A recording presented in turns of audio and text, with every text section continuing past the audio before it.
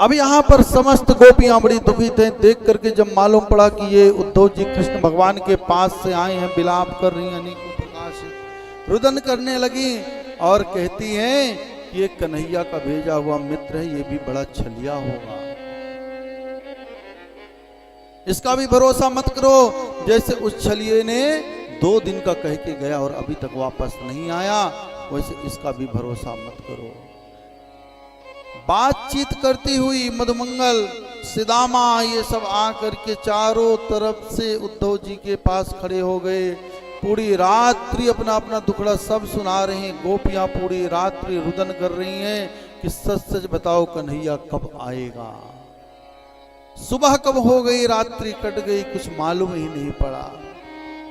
उद्धव जी जाने को सोचते हैं वहां से, लेकिन जा नहीं पाते हैं। ऐसे तैसे करते वेद व्यास जी महाराज लिखते हैं कि 6 महीने हो गया, वहां से निकले बड़े मुश्किल से। तो आधे रास्ते पर गोपियां फिर से घेर करके खड़ी हो गई चारों तरफ से, और फिर वापस वही अपना दुखड़ा चालू की। कन्हैया को कहती हैं कि वह जैसे सांवला है, काला है, वैसे उसका मन भी श्यामला है, काला है। अनेकों प्रकार से दोष दे रही हैं कृष्ण को। इसी बीच में वहां पर एक भांवरा आया, वह श्री कृष्ण ही साक्षात थे। और देख करके, भांवरे को देख करके कहती है ये बिल्कुल कृष्ण के जैसा ही काला है, इसका मन भी काला है, ना जाने वही आ गया, कोई ठिकाना भी नहीं है। और उस भांवरे को ही गाली देने लगी। लेकिन गाली गाली में अंतर होता है। एक गाली होती है कि आप किसी को वास्तविकता गाली देते हैं, और एक गाली होती है कि जब विवाह के समय में मीठी मीठी गालियां आपको सुनाई जाती हैं, समधन लोग सुनाते हैं। यहां पर विरह की गालियां हैं। विरह गीत गा करके गालियां देती कुछ समय वहां पर व्यतीत हुआ। भांवरा उड़ गया। उद्धव जी महाराज वहां से वापस आए। यशोदा मैया बहुत दुखी थे।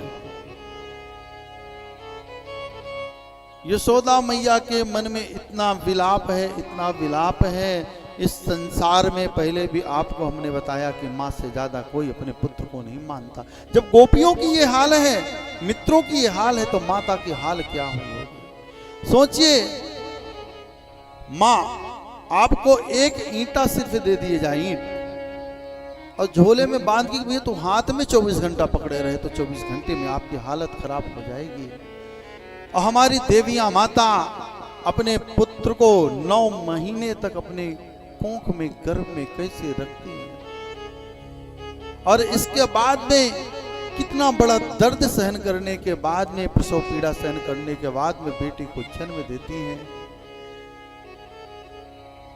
रोटी खाते रहे, प्रसादी पाते रहे, बेटा कुछ गंदगी कर देता है, तुरंत साफ करती है। इसीलिए कहा गया है कि माता से बेटा पुत्र कभी ओरण नहीं होता है। मां इसके बाद में स्तनपान करवाती है। छोटा सा शिशु स्तनपान करता है एक तरफ, और एक तरफ स्तनों में छोटे छोटे तलवे मारता जाता है। फिर भी मां स्तनपान कराना बंद नहीं करती है। ये शक्ति अगर किसी में है कि पांव खाने के बाद, आपकी गांव की भाषा में लात खाने के बाद में भी भोजन देना, तो ये शक्ति सिर्फ हमारी माताओं में। बाकी अन्य में ये शक्ति नहीं है। प्रेम से बोलिए। इसीलिए हर पुत्र का यह धर्म है कि माता की जीवन भर सेवा करे। माता से कभी ऋण नहीं हो सकता है। यशोदा मैया भी पीछे पीछे दौड़ती हैं, लेकिन पाती नहीं, वापस लौट आती हैं। उद्धव जी महाराज वापस आकर के श्री कृष्ण के चरणों में पड़ गए और कहते हैं कि प्रभु, बस जो हमारे मन में संशय था वो दूर हो गया। प्रेम से बोलिए। उद्धव जी महाराज यहां पहुंचे हैं। श्री कृष्ण हस्तिनापुर से वापस आए हैं। इसके बाद में अक्रूर जी के यहां भी गए हैं, और त्रिवक्का